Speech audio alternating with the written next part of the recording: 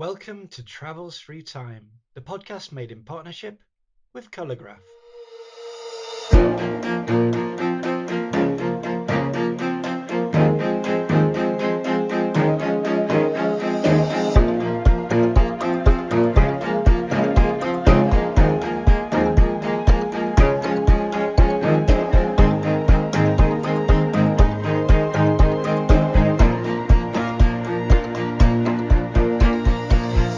Hello, I'm Peter Moore. Today I'm talking to one of the world's great historical novelists about one of the most consequential battles in human history.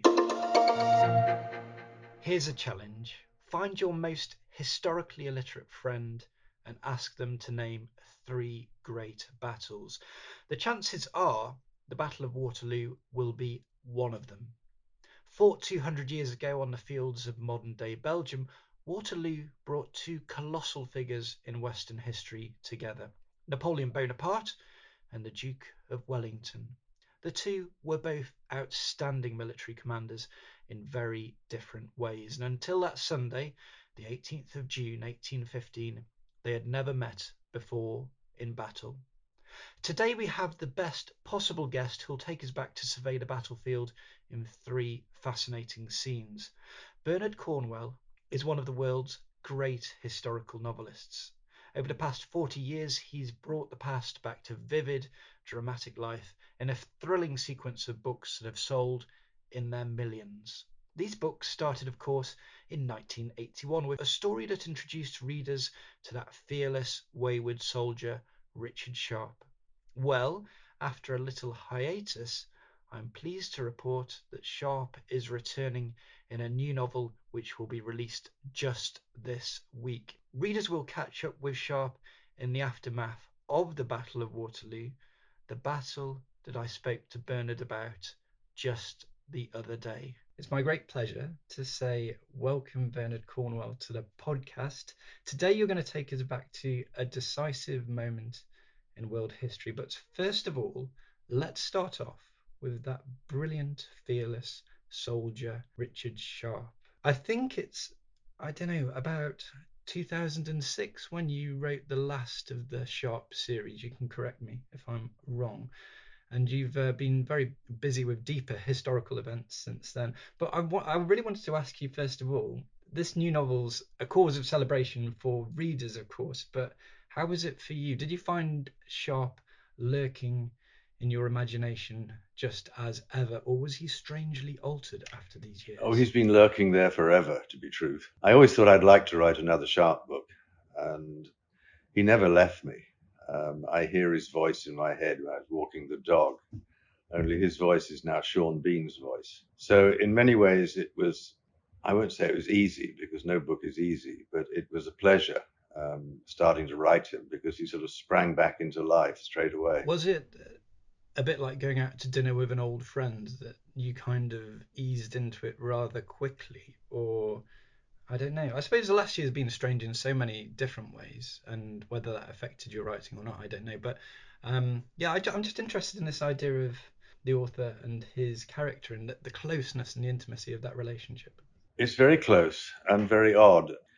I mean, I think I'm obviously very fond of Sharp and always have been. I'm not sure if he's fond of me, but that's another matter. And he's there. I mean, literally walking the dog, I'd suddenly hear him talking to me.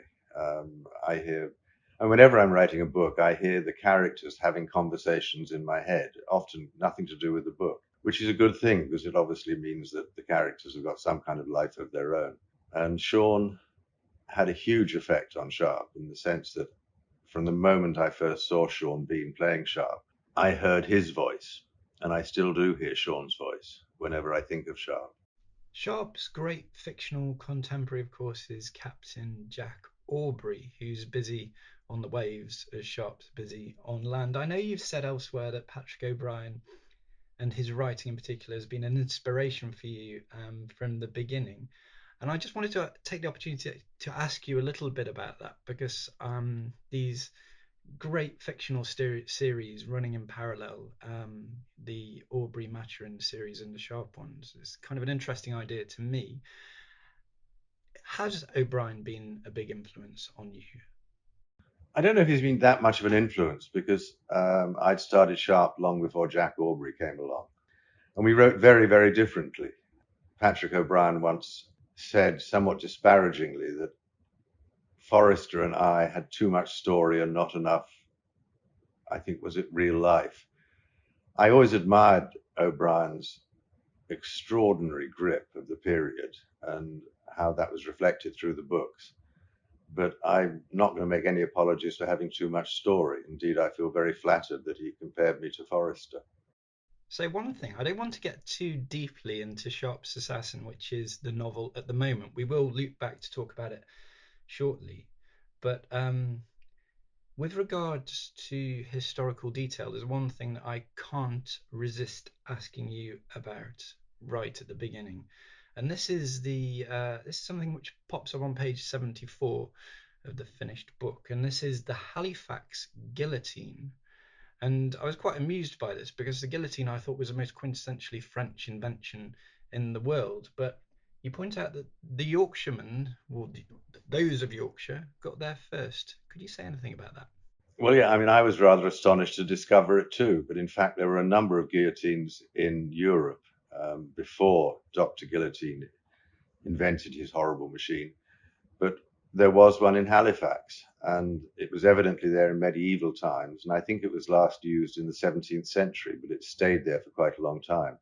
I'm not sure of this, but I think there's a memorial in Halifax showing where it was. But oh no, we were way ahead of the French. We had a guillotine before they did.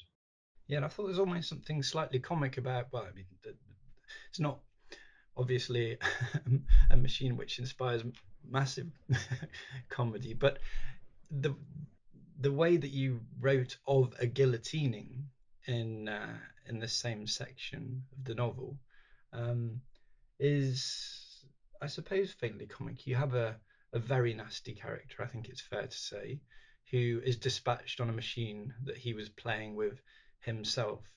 And there's just that little flutter towards the end of his life after the machine has done its job when he looks up reproachfully. And I thought, well, it's a nice bit of writing. Well, evidently they did. I mean, there are a number of memoirs which say that after the guillotine had done its work, the victim's head still showed sort of flickers of life. I mean, obviously they were not alive, but I don't know, there must be some kind of electrical discharge in the nerves or something.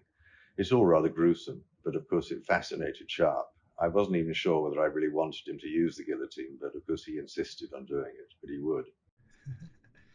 Exactly. So you're back in this late 18th, early 19th century period, which we, as historians, think of as the end of the long 18th century, of course.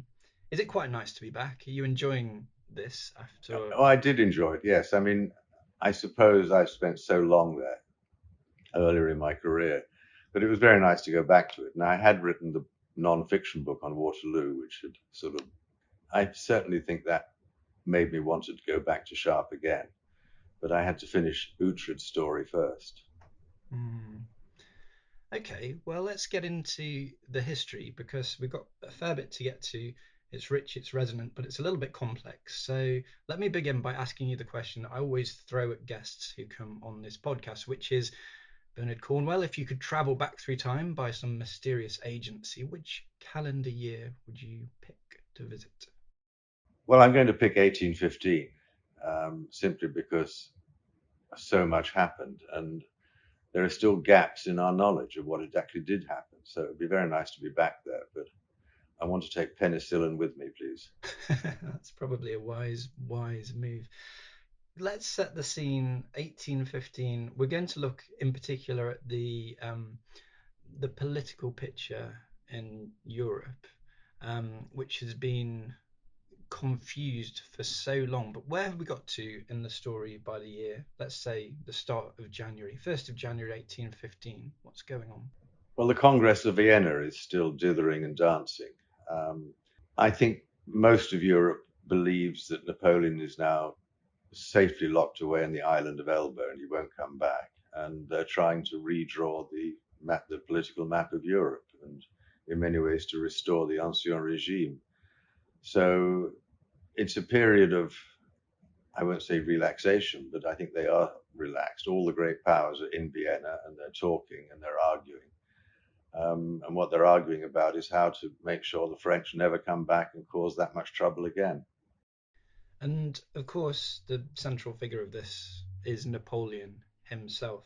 There's a great there's a great quote which is attributed to him when he was about to disembark on a naval ship for Elba, which is the place he'd chosen to have his exile, and he said, let me see, only the dead never come back, which is a kind of sentence which I think probably appeals to a novelist because it always suggests a sequel, of course. Was it wise to put Napoleon on Elba and hope for the best, or were they really making a big problem for themselves? Well, they didn't know it, but of course it wasn't wise, and they were making a big problem for themselves. And the problem was confounded by the fact that the new French government under Louis XVIII had promised to pay him money, which they had not paid. So he's on Elba, he's running out of money, he's still as ambitious as ever. The British are keeping an eye on him, but the guy in charge of that evidently leaves Elba, I'm pretty sure, to meet his mistress in Leghorn. And when that ship is away, of course, Napoleon makes his escape. Are the French not absolutely worn out by Napoleon and his insatiable appetite for military affairs by this point? Yes, they are, but they also begin to miss him. What they miss is la gloire, the glory. And the early months of Louis XVIII's administration sees poverty, sees the price of bread rise, sees hunger. And the French look back at Napoleon and think, well, he led us to greatness. So there is, in fact, an appetite for his return. And women would wear violets it was a symbol of Napoleon, the violet. So when he came back, in fact, he was greeted very warmly indeed. And people thought this was a restoration of maybe France's greatness. Yeah, it's quite delicately contradictory, isn't it? Because at one point I fished out of a book on Napoleon a quotation from a survivor of the Battle of Chaumont, I think it was, and he said if Bonaparte had reigned longer, he would have murdered all the world, and then he would have made war on all of the animals, which is a nice voice from beneath. But I then think at the it's same, true. I mean, his hero was Alexander the Great. I think Napoleon was an extraordinarily clever man and a very, very intelligent man and a very good administrator. But he got bored easily, and the one activity that didn't bore him was warfare. And I think he loved showing how clever he was and how effective he could be. General Lee of the Confederate Army in America said at the Battle of Fredericksburg, "It is good that war is so awful, or we'd love it too much." Well, Napoleon loved war. Whatever happened, if Napoleon got back in charge of France, he would go back to war because it was the one activity which I think didn't bore him. hmm, there's a new book about Napoleon and his gardens by a British historian called Ruth Sker I was reading recently, and she made the argument that if he hadn't been the finest military general of his generation, or indeed many other generations, he'd have probably been a scientist. Do you have any response to that? It's a great pity you didn't read science, isn't it? I think so. Well, let's move him from the island of Elba, which is off the coast of Italy, to Belgium, where he finds himself in mid-June. His old midsummer day comes on. What route did he get there? And can you just, I know this is talked about as the 100 Days. Could you maybe sketch it for us, please? Well, he gets back to Paris where he's welcomed, and almost all his old comrades return to him. I mean, the most famous one being Marshal Ney, who'd been sent to capture him, but instead Ney went over to his side. And he immediately begins to raise an army. And in fact, it's a very, very good army because it's full of veterans. And by late spring, he's got armies on all the frontiers guarding against the Austrians, the Russians, the Prussians. And he has his own army of the north, which he plans to take north into Belgium. So he's done extraordinarily well. He's raised an army, he's equipped the army, he's found the horses he needs. And in many historians believe this was the best army he ever led. I mean, that's arguable. It's possible that the Grand Army of 1805 was better, but it's certainly a very, very good army, packed with veterans, with lots of experience, and with very good material.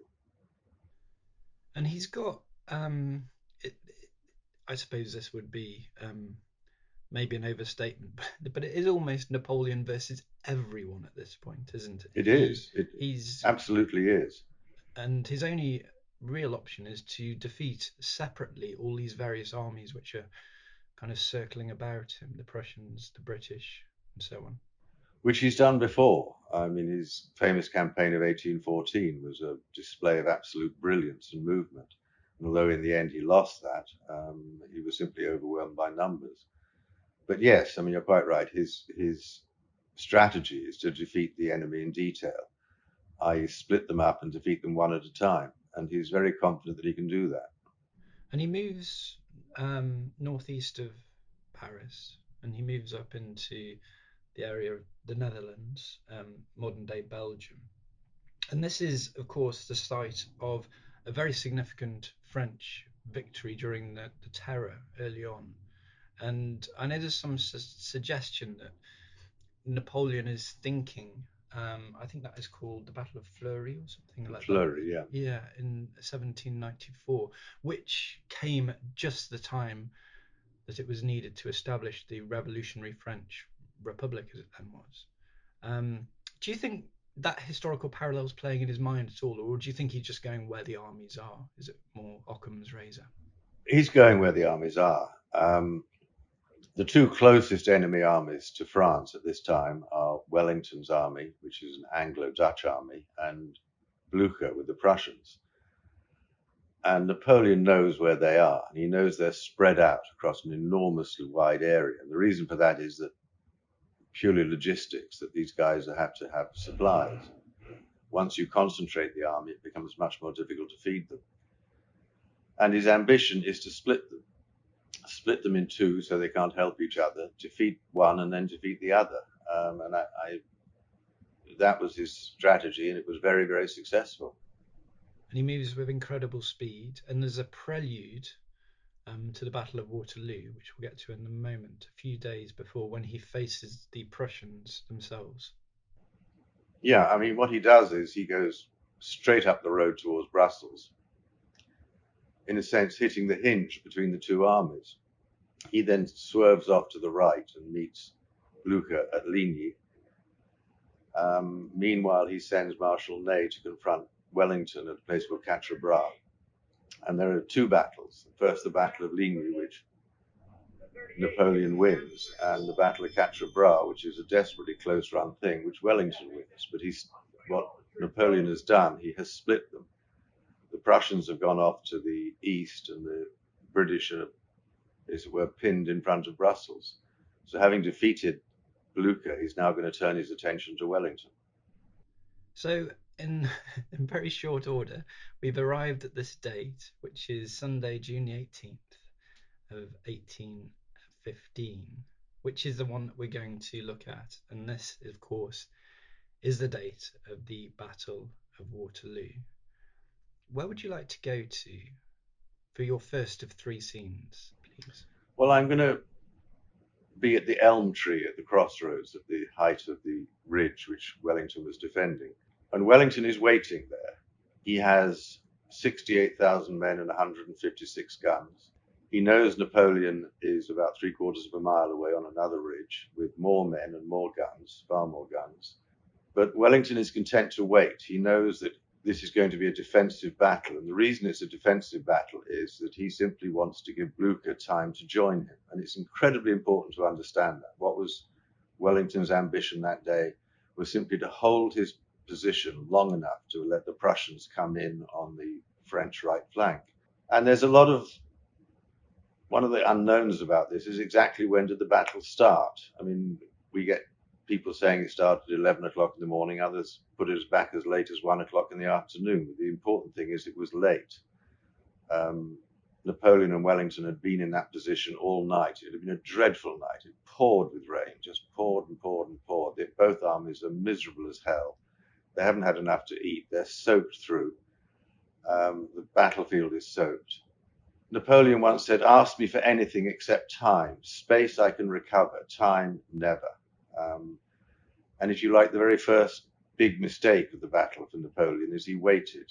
He waited to start it. He should have gone much earlier. If he'd gone earlier, say 8 or 9 o'clock in the morning, he probably might have won. But he waits.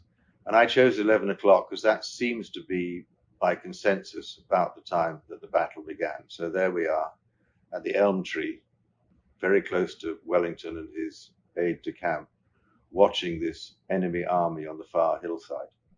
Well, so much here to ask you about, because I think this is a correct statement. This is the first time that Napoleon and Wellington have met in battle, isn't it? Is that correct? It is. I mean, this is like the Wimbledon final. I mean, everybody in Europe regards Napoleon as the supreme general of his time, but Wellington has never been defeated, and Wellington is also plainly a very, very fine general. So yeah, this is the first and only time the two will meet in battle. Now, Napoleon himself is very confident. In his memoirs, he wrote, "I returned to my headquarters well satisfied with the great error the enemy commander was making. The English oligarchy would be overthrown." And to another officer, he said, "Now I've got them, those English." And when he talked to his generals that morning and said, "What should I expect from a British army led by Wellington?" they all offered caution, said, "Look, they're very, very good." And he retorted, "Because you've been beaten by Wellington, you consider him to be a good general. And now I tell you that Wellington is a bad general. The English are bad soldiers, and this affair will be over before lunch." So he's very, very confident. Now, Wellington, I don't think, was nearly as confident. He leads an army of about 68,000 men, but only about 33,000 of those were British. He had absolute confidence in his British infantry, especially. He'd led them through the Peninsular War. He knew what they were capable of, but he didn't have enough of them. And the rest of the army was made up by Dutch, and many of those Dutchmen had actually fought for Napoleon in the previous 2 decades. And some of them had already deserted, and others would desert during the battle. So he was certainly worried, although he didn't let on that. I mean, he actually at one point said to somebody that he would teach Napoleon a lesson that morning.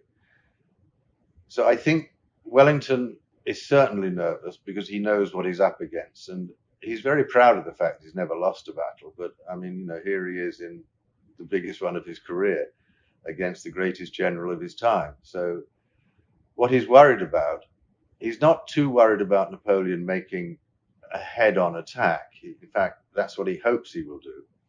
He's worried that Napoleon will move round his right flank, Wellington's right flank, and to protect against that, he's put 17,000 men in a village way off to the west. So he hasn't even got his full army. And those 17,000 men include a lot of his fine British troops who are there to guard against a big outflanking movement by Napoleon. So I think Wellington is probably anything but confident, while Napoleon himself is full of confidence. So Wellington himself is someone you've had to write about. He appears in the latest novel, of course. So he's a character that's appeared in your fiction. You've had to get inside his head. It's worth asking you a little bit about his character, which I know is a massive question. But do you find him as daunting as his reputation, the Iron Duke that we think of? Is that a kind of accurate, or is it a two-dimensional portrait of him? No, he's totally daunting. He's an extraordinary man. He's come up right through the ranks of the army. I mean, as an officer, he's very good at his trade. He doesn't love the trade, which is quite important. Napoleon loves the trade. Wellington, you always get the impression, is a soldier by necessity, but he has far more sympathy than Napoleon for the effects of warfare. He can be very cold. I mean, I think men found him quite tricky to deal with. The interesting thing about Wellington is that all the best stories about him come from women, because he loved women, and was very susceptible to beautiful women, and he talked to them. After his military career was over, it was very hard to get Wellington to talk about it at all. But women could get him to do that, and some of our best stories come from women. But certainly, I mean, he hated authors. I mean, if I'm going to go back there, I don't want him to know that I'm an author. And he said, I mean, he dismissed people who asked him to tell them about the Battle of Waterloo. He said, it's impossible to tell the story of a battle. You might as well try and write the history of a ball, meaning a dance. You know, there's just too much going on that no one can remember exactly what happens. And that's part of the reason why we don't really know as much as we'd like to know about the Battle of Waterloo. But you touch on something there, which is a point I wanted to bring out, because there you are by your elm tree. I suppose this visually must have been the absolute feast of feasts, because you're looking over an expanse of space filled with a kind of regularity of the various divisions and battalions and so on. The armies arranged across their, um, stations.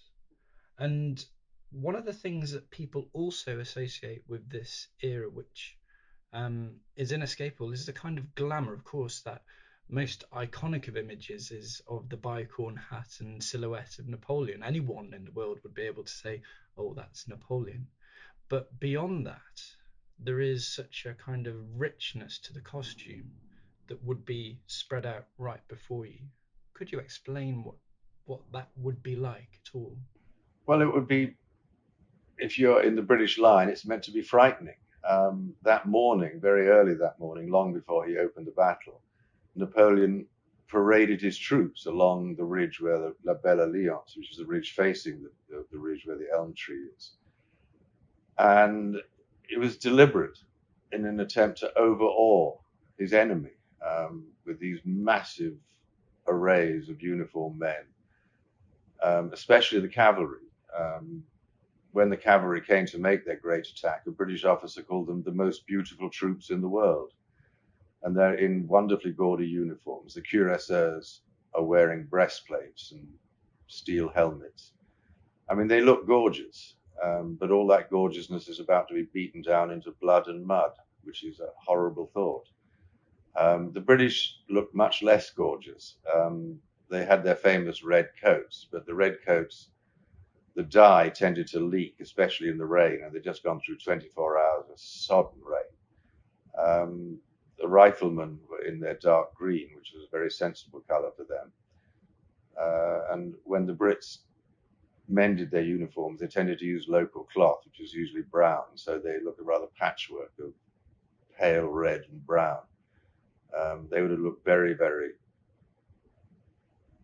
I don't know, just ragged compared to the glory of the French. And Napoleon was so confident that he would get to Brussels that night, or at least by the following morning, that he'd ordered, for instance, the Imperial Guard to carry their great plumes. They were red plumes that they attached to their shakos, and they were normally carried in a cardboard tube, but evidently they were told to put them on and wear them.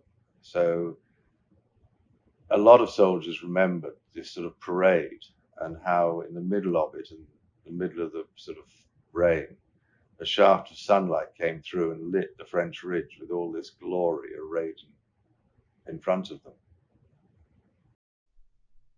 Such an image. Well, let's move the battle into progress. Where would you like to move on next, please? Well, we're there at the very beginning. I'd like to be at the beginning because I could tell what time the battle started. Let's guess it starts at 10 after 11. And it starts with a massive cannonade. I mean, Napoleon was an artilleryman. He called his guns his beautiful daughters. And he's arrayed 80 of his 252 guns into a massive battery, which is going to hammer the left of Wellington's line.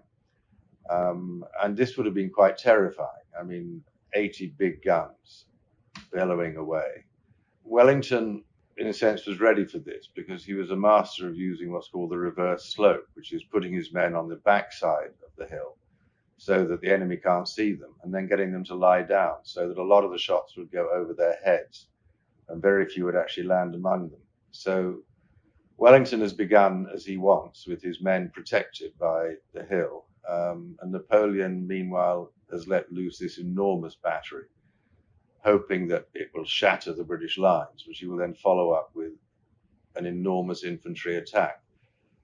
So all of this is going to happen before lunch, and it would just be wonderful to see exactly what it does when it does happen and when it happens. We can get some timings right. Hmm. It's such a kind of paradox, isn't it, that you have an event so grand and yet it's kind of at the same time got an elusive quality to it. So yeah, to go back with probably some paper and a pencil and to be a proper on the spot reporter would be quite satisfying. It would be very satisfying indeed. And of course, we'd have the advantage of knowing what was about to happen. And what was about to happen was an enormous infantry attack by d'Erlon's corps, about 18,000 Frenchmen crossing the valley. And they had a very hard time of it because the valley was filled with crops of rye. And rye in those days grew very, very tall. I mean, as tall as a man. So they're pushing through those. The ground beneath is sodden. It's an incredibly hard journey. Meanwhile, Wellington's guns are shooting at them, his cannon, and doing a horrible amount of damage to them. But they get to the far side of the valley. They go up the slope towards where the British are, but they still can't see them because they're on the reverse slope. And then at the last moment, the Brits stand up. They're in a long, long line, and they open their musketry. And the secret of the British Army was the speed of its musketry. It was much faster than usually their enemies.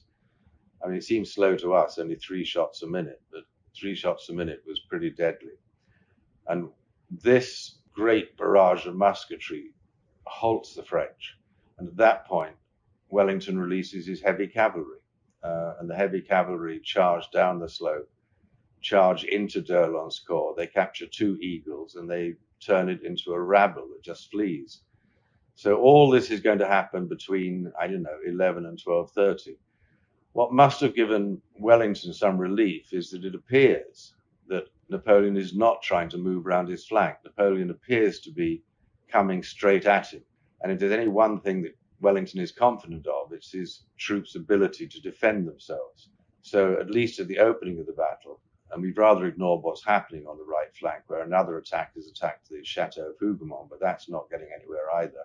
That, if you like, the first third of the battle, Wellington will certainly feel relieved, but it's not a great deal of relief. So yes, he's repulsed the early attacks, but he's still waiting for Blucher to arrive from the left, and there's no sign of him. So Wellington will still be nervous. He said he spent the whole day looking at his watch, waiting for Blucher to arrive. His intelligence is pretty good that the Prussians are coming, but it's not like kind of specific as to the timing. Is that right? Is exactly right. What has happened is that after the Battle of Ligny 2 days before, Blucher has retreated, and the French effectively have lost him. It was incredibly careless of them. Napoleon has sent 33,000 men under Marshal Soult to basically to keep him busy, and Soult has lost him. He doesn't know where Blucher is, and what Blucher has done is he's retreated directly northwards, and the French have assumed that he'll in fact retreat towards Prussia and go off to the east, and he doesn't. And Blucher is determined to reach Wellington, but he's only got bad roads to do it on, and his army is somewhat disorganized as a result of Ligny. Goodness me. And remember that the whole strategy of Waterloo is that it's an Allied victory.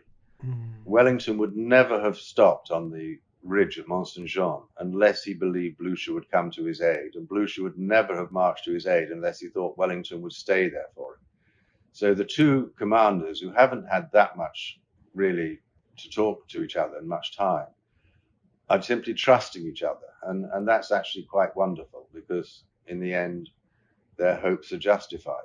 So Blucher is marching, but he's marching on incredibly bad roads, and he's going to be late, very, very late. I think Wellington hoped he'd be there by midday, but he's going to have to wait several hours for that to happen.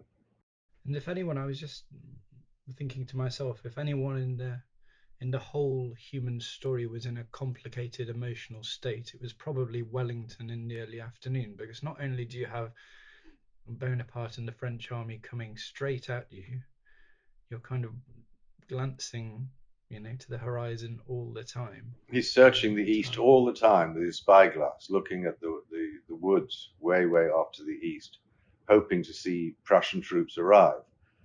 And at one point he said, "The Prussians on nightfall," meaning this is my only chance. If I can survive here till night, he would probably then have withdrawn northwards. But his only two hopes of surviving at that point was one, to just simply survive the huge attacks that Napoleon was throwing at him, or else the arrival of the Prussians. Right. Well, let's move you on to your second scene, because that is in itself a great panorama of probably the early moments of the battle and the state of mind both of Wellington and Napoleon. You've then picked 8 o'clock in the evening. Yeah, we're skipping the battle, most of it. Around 8 o'clock that night, I think Napoleon knows he's in desperate trouble.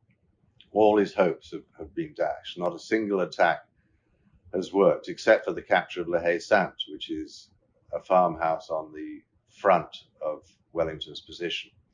But every attack beyond La Haye-Sainte has failed. I mean, d'Erlon's enormous attack on Wellington's left has failed. And then Marshal Ney leads the most beautiful troops in the world in a massive cavalry attack on Wellington's right. And that too has failed and caused horrific damage to the French. The Chateau of Hougoumont is still in British hands. And now Napoleon knows that Blucher and 50,000 Prussians are approaching his right, and he's desperate. So he throws in his last attack, and it's a glorious attack in some ways because it involves the Imperial Guard. And the Imperial Guard are the best troops in Napoleon's army. They're called the Immortals because they're reputed never to have lost a battle. They get paid more, they get better uniforms, they are fanatically devoted to Napoleon. And he sends 8 battalions of the Guard up against Wellington's right wing, which has already been decimated by the cavalry attacks. So this is an incredibly crucial moment because even now, at the day's closing, Napoleon can still win this battle. If the Imperial Guard can break through, he can turn on the rest of Wellington's line and probably cause them to flee in complete panic. He then can turn his line to meet the advancing Prussians, who will outnumber considerably. So it is an amazingly dramatic moment, and it's one of the most famous passages of arms in history. And surprisingly, we don't really know that much about it. We'd like to know a lot more. So I think I'm going to find a nice vantage point on the ridge and watch and hope I don't get hit. What in kind of terms of numbers, what are we talking about as the Imperial Guard goes into battle? Is this hundreds, did you say? No, it's not hundreds. It's probably in this attack about 5,000 of the Guard attack. There's 3 battalions held in reserve of the Old Guard. So it's 8 battalions of the Middle Guard. And they come up the ridge in 2 columns. And there's already one of the things we don't know, because the British all say they came in columns, but it seems more likely they were actually advancing in squares. And that does make a difference. And they must be supremely confident because they are the Imperial Guard. They are the undefeated, the Immortals. They are the favored troops of the French army. And not only the Guards are advancing, but all along the line, the French are in fact approaching the British line. One of the criticisms made of Napoleon is that he never did what's called an all-arms attack, i.e. united cavalry, artillery and infantry in one attack. And this is the closest he's going to come to it. Because not only are the 8 battalions of the Middle Guard marching up the slope, but their artillery has advanced and is open fire on the British. And all along the line, the French are advancing just to hold the British where they are so they can't support the right wing. So it is an extraordinary moment fittingly, it's a moment where the British line will again meet either columns or squares. And there's not much difference in the effect that that will have. But you have to understand that a column, it's not tall and thin, it's an enormous brick of men. And very early on, you went back to talking about Flurry earlier, what the Revolutionary Army had discovered is that it's very difficult to move troops across ground, especially if they're in line. The line wavers and it loses cohesion. But you can move them in columns. So a column would be, I don't know, let's say 30, 40 men in the front rank and 40 or 50 ranks behind them. It's a solid block of men, a great brick of men that will march and it can stay together. The British much preferred to fight in lines, which loosed all their muskets. So a line will always outflank a column. Napoleon's problem with fighting the British is that they are so good at musketry that they can pour an immense amount of lead straight into what is a very compact formation, and not only musketry but also cannon fire. So this had happened again and again in the Peninsular War, that French columns have been defeated by British lines, and suddenly at the climax of the whole Napoleonic Wars, the same thing is happening again. French columns are attacking British lines, and I would have thought at that moment, although Wellington knows the reputation of the Guard, he's almost certainly feeling very confident indeed. Because you say that he was quite taciturn about, he didn't want to talk about Waterloo, and he certainly didn't want to talk to writers about Waterloo, that's for sure. But he did say one thing which we all have probably heard at one time or another, because it's the wonderful formulation of language that you can imagine him saying it, and it's that Waterloo was the nearest run thing you ever saw in your life. Do you think by this point, at 8 o'clock in the evening, it's, as you say, he's getting more confident? We're past the moment of maximum peril. I think he is. I think, I said it's the Wimbledon final. He knows he's in the third set and he's 4 games to, or 5 games to 2 up. He must have huge confidence in his infantry. And he's got a lot of British infantry on that right wing. And the right wing it's been thinned out horribly. I mean, the battalions have shrunk. But he knows what's about to happen. He knows, and Napoleon doesn't. Napoleon knows that Blucher is coming, and many in the French army can see these blue uniforms way off to the west.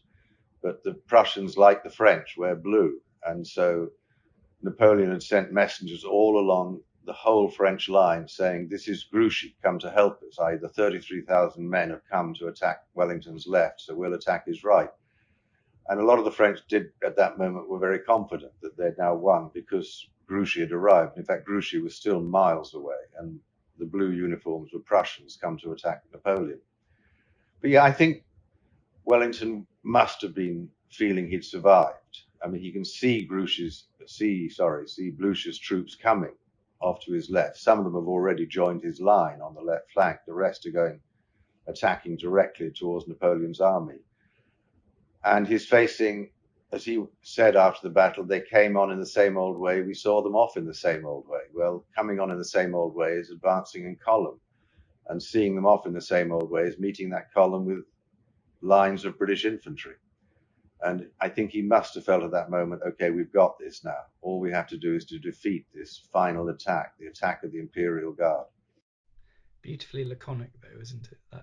That quotation. I mean, you can imagine the same being said of the Halifax guillotine, when they came in the same way, and we saw them up. It's just it's a nice formulation of language. But I just wanted to stress why I think this is such a great moment that you plucked out of the battle, because I know it's very difficult, and there's battles are made up of these moments which happen all over the place. But here you seem to have isolated one which really stands as a kind of last throw of the dice, would be the cliched way of describing, because he doesn't seem to have Napoleon. I mean, he doesn't seem to have any more reserves after this. These are his finest troops, the people who've been with him for the longest.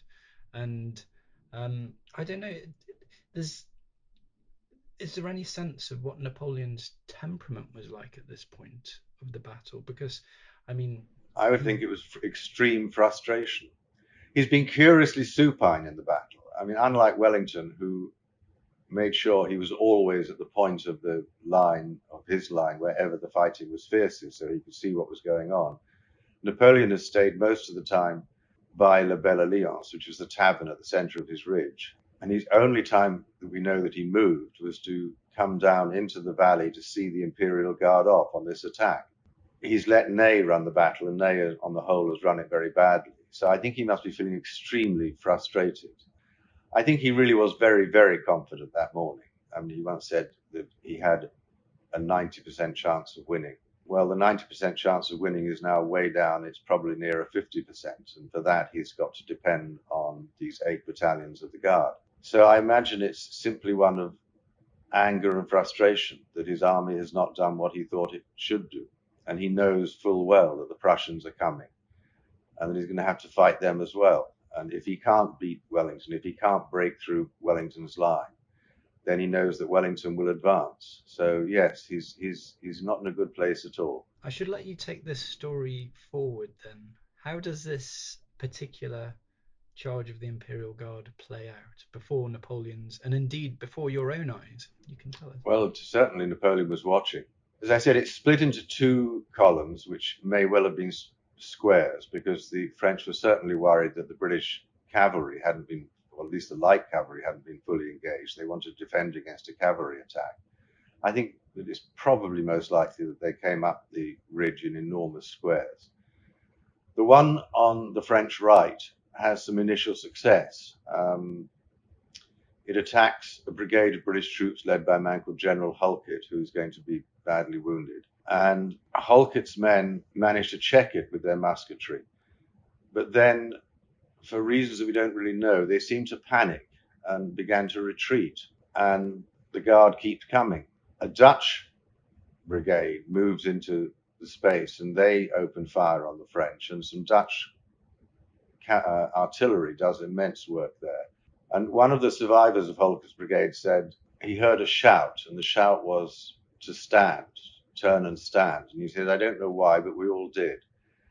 And they rally and go back, and they resume firing. And now the volume of fire from the Dutch and the British is so great that that column of the Imperial Guard can't take it and begin to retreat. Meanwhile, the larger column is advancing on their left, and they're facing the British Guards, if you like, the finest troops in the British Army. And the Guards are lying down. They're sheltered by a slight mound of earth which runs along the road there. They are under artillery fire, and probably howitzer fire is dropping among them, so they're suffering.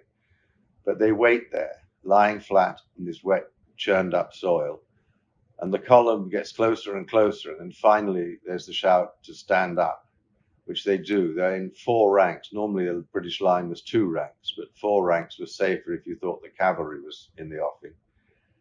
And they open fire. And again, it's this massive British musketry fire that flails into the French. And at that point, a man called Sir John Colborne, who led the 52nd, it's an Oxfordshire battalion, it was the largest battalion in Wellington's army, marches his battalion forward and wheels them so that they approach the flank of the Imperial Guard. And this was an extraordinarily brave thing to do because he was in line. And if there'd been French cavalry around, he would have been doomed. But he gets on their flank and he opens with musketry too. And they're now being fired on from 2 sides, and it's simply too much for them. And the Guard literally run away. And at that point, Napoleon must have known the battle was completely lost, because he's seen his Imperial Guard, his immortals, his undefeated, being defeated, and now are running away. There's a really vivid bit of description of the Prussian commander Blücher, am I pronouncing that correctly, when he claims to see Napoleon jump out of his carriage, throw himself onto a horse without his sword, and gallop away as his bicorn hat fell off on the battlefield, which, I mean, I don't know if that's verified fact or apocryphal. I think it is verified fact, yeah. So that was later in the evening.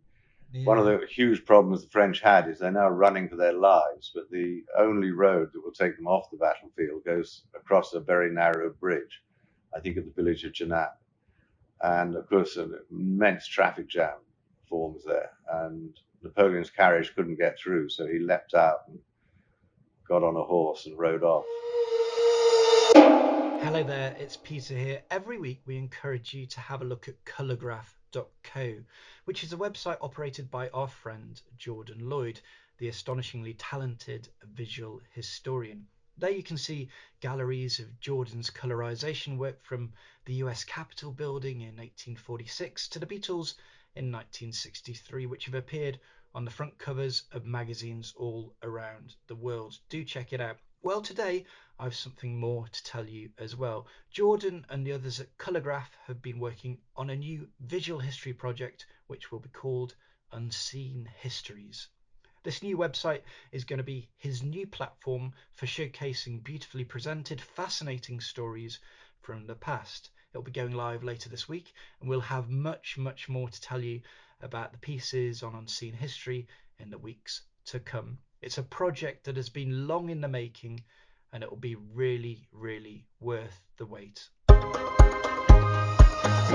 It's worth mentioning this carriage. I want to get on to our third scene in a second, but I liked the description of the carriage I came across, which was said it was his portable office, it was his bedroom, it was his dressing room, kitchen and dining room. It was exquisitely fitted out with telescopes, atlas and an inkwell, and it held all sorts of different things, had all of his treasure in there. So of all the vehicles of the 19th century world, that would have been a good one to have a poke around in. So the spoils for somebody.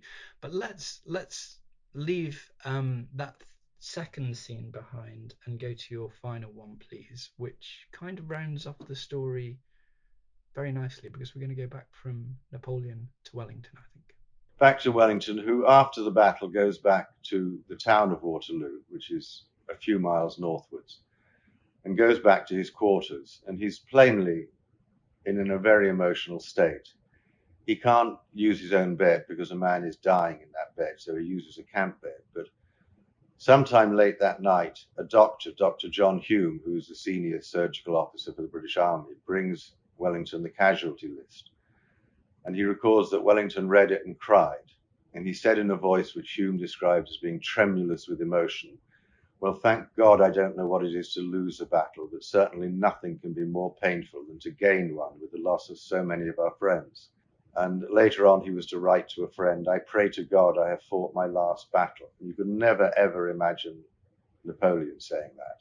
He spent the day on the ridge when the fighting was the hardest in the afternoon, assuring his men that the victory they would gain would bring peace. And he told them again and again that they were fighting for peace.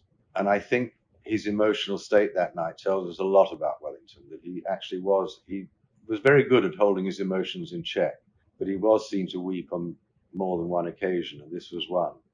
And it was looking at this horrific casualty list, which really was horrific. The battle was a bloodbath. I think you kind of anticipated one of my questions then, which was about Wellington displaying emotion.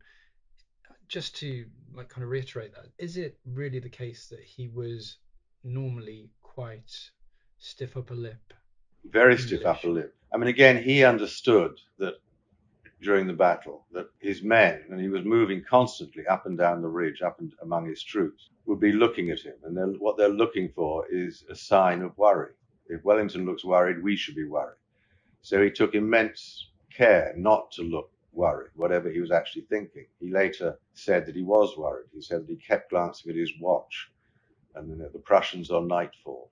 But when he speaks to his men, he speaks in terms of great confidence. I mean, another of his sayings on the ridge was, "Hard pounding this gentleman, let's see who can pound the longest," meaning we can pound them just as much as they can pound us. So yes, there's a lot of stiff upper lip. There's a lot of looking very, very confident. And then because there's the famous passage where right at the end of the battle, Uxbridge, who was his cavalry commander, has his leg shot away by a French cannon. He says, "Oh, by God, I've lost my leg." And Wellington looks at him and says, "By God, so you have." It's very cold-blooded. But that's part of his talent. I mean, he displays his talent immensely at Waterloo. One is to keep his calm amidst absolute chaos. I mean, it's impossible for us to imagine what the noise was like. You have, something like 400 heavy guns firing all the time. You have musketry. You have the bands playing. at least at the beginning of the battle. You have trumpet calls, you have men shouting orders. In the final attack of the Imperial Guard, a British officer said he shouted orders so loudly that he said the man next to me couldn't hear them. There's just so much noise. And amid that noise and that confusion, and the fact that you can't see very much because the powder smoke is smothering the battlefield, Wellington keeps his calm. So one is to keep calm, and the other two is to always look confident. He does that. So is it almost as much a triumph of personality for Wellington, that battle, as of tactics? He's obviously tactically astute. He does exactly what he needs to do. He does, and even when the victory is won, he sees the French guard retreating. He sees the rest of the French following or retreating as well. So he takes his hat off, waves it around his head so everyone can see it. He says, "In for a penny, in for a pound," and orders them forward. And then he gallops along the line to make sure that they are going forward, right along the line, that the remnants of his line are going to attack. And I think it was a rifleman, Johnny Kincaid, and his riflemen are cheering Wellington as he arrives. And Wellington tells them to stop cheering, go forward and gain your victory, he says. There was a famous occasion in the Pyrenees when a British army, which was not under Wellington's command, was in a very tough place. And Wellington had been fighting another battle, which he's won. And he gallops across the mountains to the second army, which is very hard pressed. And when the redcoats see him arrive, they start to cheer. And he orders them not to cheer, to be quiet. And someone asked him why. And he said, well, if you allow them to cheer you one day, they'll jeer you the next. It's very stiff upper lip stuff. It is, but he's got an insight into the human personality there. And I think what you have done in this final scene around 10 o'clock in the evening on the Sunday is, in this moment of, I suppose, emotional and physical exhaustion after, everything that happened that day and the preceding night when it was wet and there was thunder and all the rest of it, you do, I suppose, get glimpses that otherwise wouldn't be revealed. So to be there at that time must have been really quite something. But I do want to save a little bit of our conversation. I know we've only got a few more minutes left. I want to talk about Sharp's assassin because I think it's so tempting when we look at the Battle of Waterloo, and it's a bookend. I mean, almost with the charge of the Imperial Guard, you could say that is the end of the long 18th century, because people always look at Waterloo as an ending point where we then moved into a different kind of world afterwards. But one of the points of this novel that you've written is that it wasn't all finished on that Sunday. There were odds and ends. There was a series of actions that happened afterwards. The sheer kind of passage of information across France was very higgledy-piggledy, and what actually had occurred that day was misunderstood. So do you want to just give us a little bit of a, I suppose, a summary of Sharp's assassin and how that kind of fits in with this bigger story? Well, you're right about odds and ends, and they were odds and ends. There were a few actions after Waterloo. Immediately after Waterloo, Wellington and Blucher decide to advance on Paris, so they're marching south. And meanwhile, the Austrians and the Russians are approaching from the east. Napoleon, the next day, claimed that he could raise 150,000 men without any trouble. He probably could have done, and he certainly had got armies intact on France's eastern frontier. Napoleon talks a very big game that he's actually going to reassemble an army and he's going to take everybody on again. In fact, he can't do that. The interim government of France have had enough of him, and he's forced to abdicate again. But on the way to Paris, the British fought a very sharp action at a place called Peronne, and Blucher's men fought a couple more battles, larger battles. But they do get to Paris and they take Paris. And at that point, really, the thing is over. So the Sharp's assassin is kind of based in this world afterwards. Well, it's based in Paris mainly, and probably the drama there, which interested me, which forms, if you like, the backbone of the book, were a couple of attempts to assassinate Wellington, both of which happily failed, and one of them was very reminiscent of the gunpowder plot in England. And I found that one the most extraordinary, that somehow the French managed to pack gunpowder into the basement of Wellington's house where he was quartered, and very nearly got away with it. Well, we shall leave that story to readers of the novel. The fraternity are at work. So that's one. I've got a final question before I let you go today, which is a bit of material history. We've been looking at the Battle of Waterloo, of course, and we always extend the opportunity to bring a memento back from these travels. So if you could have something to have in your writing office, I can see behind you you've got a nice sword, which in itself might have featured on the battlefield with a bit of. Actually, that's Uhtred's sword. But is there anything you'd like from the 18th of June? I actually have something from the 18th of June, so I'll be content with that, which is I've got a heavy cavalry sword, which was carried in the big attack which destroyed D'Erlon's corps. And it hangs over our fireplace in the main house.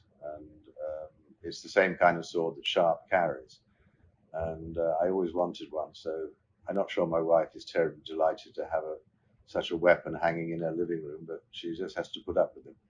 Goodness, it'd be something to stoke the fire with, wouldn't it? It If you were would. being so bold. They're quite rare, the heavy cavalry swords. I mean, the officers' swords were better, so they tended to be kept. But most of the heavy cavalry swords were cut down to make hay knives or whatever. So I was quite fortunate to find one. Wow, what a fascinating object to think about, and what a connection as well with an event which really did shape world history. It's been a real pleasure talking to you today. Congratulations on the new book, which I believe is out next week. And I think lots of people will be rediscovering an old friend, just as you did yourself. Bernard Cornwell, thank you very much for your time and for coming on Travels Through Time. And Peter, thank you for taking me back. That was me, Peter Moore, talking to Bernard Cornwell the other day. Hopefully, we left you poised in historical space, perfectly poised to pick up with Sharp's new adventure. Napoleon might be defeated, but in his novel Sharp's Assassin, dangers still lurk in the post-Waterloo world. Do go and check it out. For much, much more about the Battle of Waterloo, for illustrations and maps and much more written detail as well, do check out our website, which is tttpodcast.com. If you're in the mood for more battles, you can follow Saladin into the Battle of Hattin there, or you can listen to Peter Caddick Adams' description of the D-Day landings. We've a special episode coming up for you this Friday. I'm going to be joined by the author Susan Denham-Wade, who's going to take us back to the 15th century to look into the invention of the printing press. After that, it'll be Violet again next week. That's it from me for now. I really hope you've enjoyed today's episode. Till next time, goodbye.